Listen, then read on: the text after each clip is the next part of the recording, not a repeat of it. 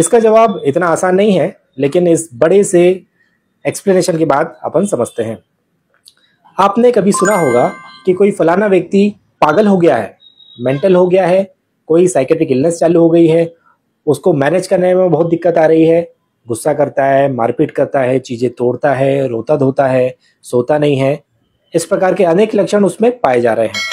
लेकिन जब हफ्ते 2 हफ्ते बाद आप उसको वापस फॉलोअप करते हैं या उसके बारे में पूछताछ करते हैं तो पता चलता है वो पूरी तरह ठीक हो गया है। कैसे? वहीं दूसरी तरफ आपने ऐसे केसेस भी सुने होंगे जो 15-15, 20-20 साल से ही पागल वाली अवस्था में बने हुए हैं या मेंटली रूप से इल है या बीमार है, वो तो ठीक नहीं हो पा रहे, चाहे कितना भी इलाज करा लो। ऐसा क्यों होता है कि मेंटल बीमारियों में बहुत छोटी समय में ठीक होने वाली बीमारियां भी हैं और बहुत लंबे समय तक भी ठीक ना होने वाली बीमारियां हैं? इसका आसान सा उत्तर यह है कि मानसिक रोग कई प्रकार के होते हैं।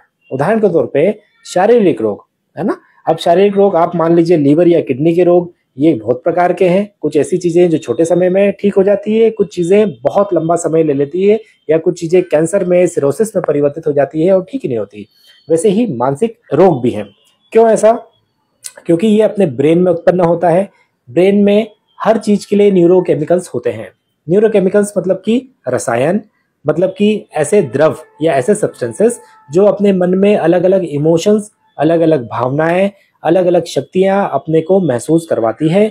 सेरोटोनिन, नॉरएपिनेफ्रिन, डोपामिन, इस प्रकार के अनेकों अनगिनत अपने पास में रसायन मौजूद होते हैं। जब इन रसायनों में बैलेंस कम हो जाता है या ये इम्बैलेंस हो जाते हैं, मतलब फॉर एग्जाम्पल गुस्से करने वाला रसायन बहुत ज्यादा बढ़ जाना, खुद पे नियंत्रण करने वाला रसायन कम हो जाना, अगर ऐसी स्थिति होती है तो गुस्सा आता है, गुस्से की बीमारी होती है, मूड डिसऑर्डर हो सकता है, आदि इत्यादि। सो अपन ये समझने का प्रयास कर रहे हैं कि पागलपन केवल एक इतना बड़ा एक ब्रॉड शब्द है और इसको हर मानसिक बीमारियों में अपन एक जैसा यूज नहीं कर सकते हैं, क्योंकि हर मानसिक बीमारी के लक्षण अलग अलग हैं, उसके ट्रीटमेंट अलग अलग हैं, और सबसे बड़ी बात उसकी अवधि, मतलब कब तक वो बीमारी चलेगी, ये भी अलग है। सो क्या किया जाए?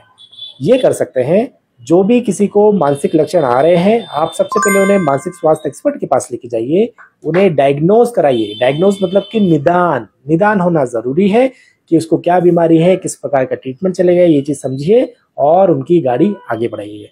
नमस्कार।